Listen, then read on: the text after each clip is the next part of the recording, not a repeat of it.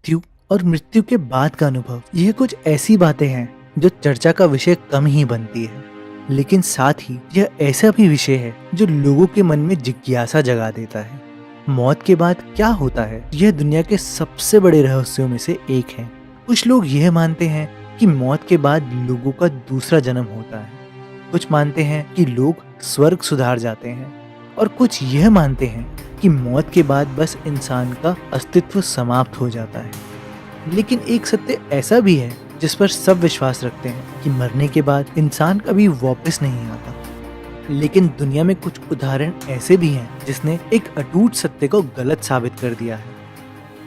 नमस्कार दोस्तों, आपका स्वागत है रहस्य में। आज हम कुछ ऐसी सच्ची कहानियां देखेंगे जिनमें इंसान मरने के बाद भी जीवित हुए हैं। आइए देखते हैं।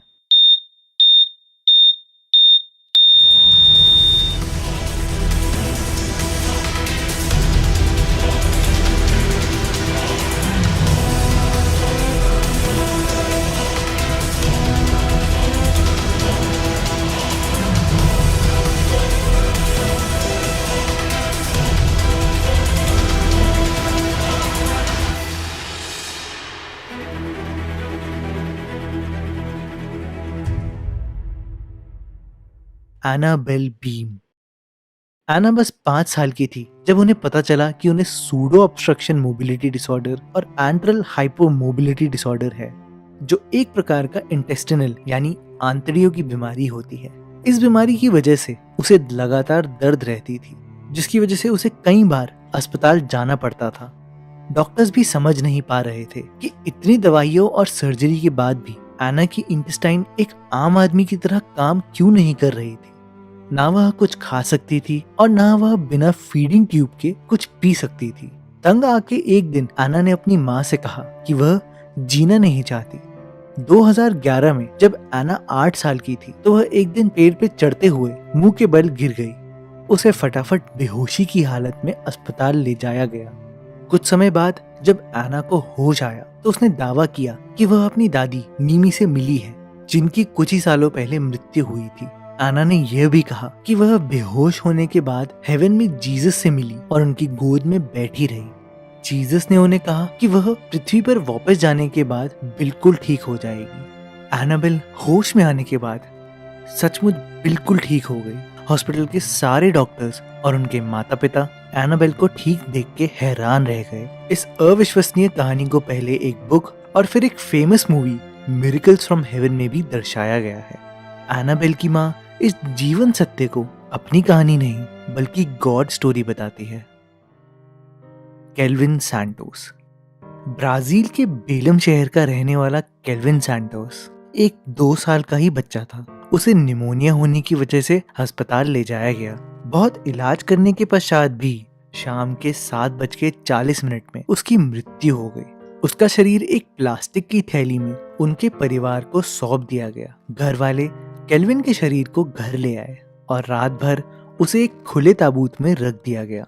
अगले दिन जब केल्विन के शरीर को अंतिम संस्कार के लिए ले जाया जा रहा था, तब अचानक से केल्विन जाग उठा और अपने पिता को देखते हुए बोला, पापा, क्या मुझे पानी का एक गिलास मिलेगा?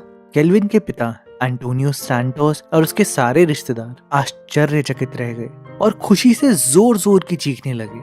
उन्हें विश्वास ही नहीं हो पा रहा था कि उनका बेटा केल्विन अब फिर से जीवित है। उनके लिए यह एक चमत्कार से कम नहीं था, लेकिन उनकी यह खुशी जल्द ही दुख में बदल गई। केल्विन दोबारा से अपने ताबूत में लेट गया और फिर कभी नहीं उठा। केल्विन के पिता उसे जल्द ही अल्बर्लाडो सैंटोस अस्पताल में लेके गए। वहां के डॉक्टर्स ने जांच के बाद ये पुष्टि की कि केल्विन के शरीर में जीवन होने का कोई संकेत नहीं है। शाम तक केल्विन का परिवार उसके अंतिम संस्कार के लिए रुका रहा, सिर्फ इसी आस से कि क्या पता केल्विन दोबारा से जाग जाए, क्योंकि जो उन्होंने देखा था वो कोई मिरेकल से कम नहीं था। लेकिन ऐसा नहीं हुआ। आखिरकार शाम के 5 बजे केल्विन को अंतिम विदाई दे दी गई। अनीता मूरजानी। 2002 में अनीता को यह पता चला कि उन्हें नॉन हॉजकिन लिम्फोमा है। यह एक प्रकार का कैंसर ही है जो दुनिया में बहुत ही कम लोगों में पाया जाता है। यह एक प्रकार की जानलेवा बीमारी है। 2006 में उनकी तबीयत ज्यादा खराब होने के कारण से वह कोमा में चली गई। डॉक्टर्स ने उनके परिवार वालों को सूचित कर दिया कि उनके शरीर के अंग अब धीरे धीरे काम करना बंद कर रहे हैं और उनके अंगों के ठीक होने की कोई संभावना नहीं है। लेकिन कोमा में 36 घंटे रहने के बाद अनीता एकदम से जाग उठी। जागने के बाद अनीता ने दावा किया कि कोमा में जाने के पश्चात उन्हें अपने पति और डॉक्टर्स के बीच में होने वाली सारी बातें दिखाई दे रही थी। साथ ही मृत्यु और जीवन के रास्ते पर चलते हुए उन्हें अपने मरे हुए पिता और दोस्त भी मिले, जिन्होंने उनसे कहा कि अभी उनकी मृत्यु का समय नहीं हुआ है। अनीता जब कोमा से बाहर आई तो उनके शरीर के सारे घाव भरने लग गए। 4 दिनों में ही उनका जो ट्यूमर था वह 70% कम हो गया और उनके सारे अंग धीरे धीरे करके ठीक होने लगे। और यही नहीं, कुछ ही महीनों में उनकी जानलेवा बीमारी भी समाप्त हो गई। स्वस्थ होने के बाद अनीता ने अपनी स्टोरी को एक नियर डेथ एक्सपीरियंस बताया और उन्होंने इंटरनेट के माध्यम से कई लोगों से अपनी कहानी शेयर करी। 2012 में अनीता ने एक किताब लिखी जिसका नाम उन्होंने रखा था dying to be me.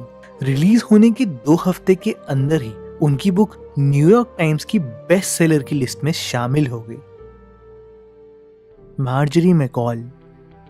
Marjorie McCall को लेडी विद रिंग के नाम से भी जाना जाता है। आयरलैंड में बली बड़ी मार्जरी की तेज बुखार से मृत्यु हो गई थी। उनके परिवार वालों ने उनके शरीर को सारे रस्मों और रिवाजों से दफना दिया था। जब मार्जरी को दफनाया गया तो उनकी एक उंगली पर एक बहुमूल्य अंगूठी रह गई।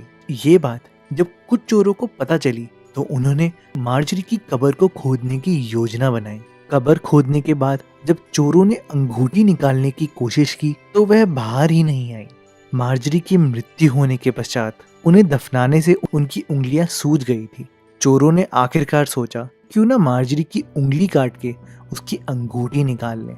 लेकिन मार्जरी की उंगली काटने के दौरान वह एकदम से जाग उठी और चीखने लग गई। यह देख के चोर डर के मारे भाग गए। उसके बाद मार्जरी कब्रिस्तान से उठकर अपने पति जॉन के पास चली गई, जैसे कि कुछ हुआ ही ना हो। जॉन मार्जरी को देख के एकदम हैरान रह गया। मार्जरी ने उसके बाद अपनी जिंदगी एकदम आम तरीके से बिताई, जैसे कि कुछ हुआ ही ना हो। बुढ़ापे में जब मार्जरी की दूसरी मृत्यु हुई तो उन्हें उसी स्थान पर दफनाया गया जहां पर पहले दफनाया गया था। आज उनके कब्र के पत्थर पर लिखा हुआ है, Margery McCall lived once buried twice, यानी कि एक ऐसी महिला जो जी तो एक बार लेकिन दफनाई गई 2 बार। Val Thomas. वेस्ट वर्जीनिया की रहने वाली वैल थॉमस को सुबह के समय हार्ट अटैक की वजह से अस्पताल ले जाया गया। अस्पताल में उन्हें आर्टिक सुन नाम की मशीन पर रखा गया ताकि उनके शरीर का तापमान कम रहे और उनके शरीर का कोई भी अंग खराब ना हो सके।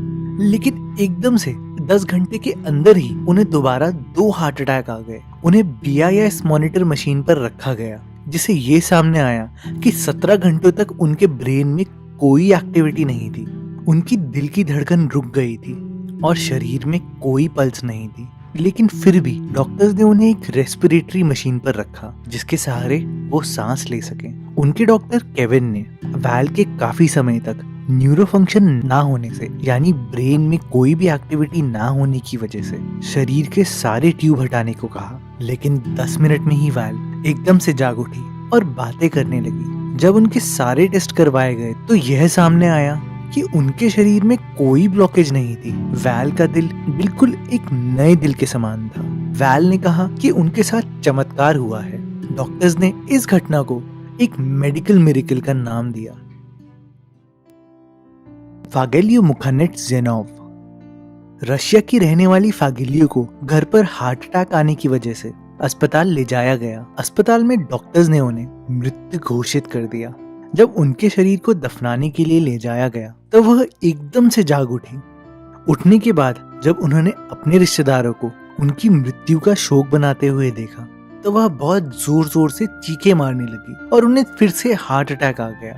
फागिलियो के पति के अनुसार उनकी आंखें फड़फड़ाईं और 12 मिनट के अंदर ही उनकी मृत्यु हो गई। लेकिन इस बार सच में वह कभी नहीं जागी।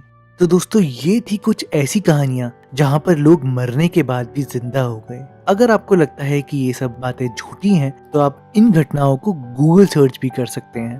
तो दोस्तों, अगर आपको ये वीडियो पसंद आई हो तो इसको लाइक करना ना भूलें, हमारे चैनल को सब्सक्राइब करना ना भूलें और हाँ, बेल आइकन दबाना भी ना भूलें।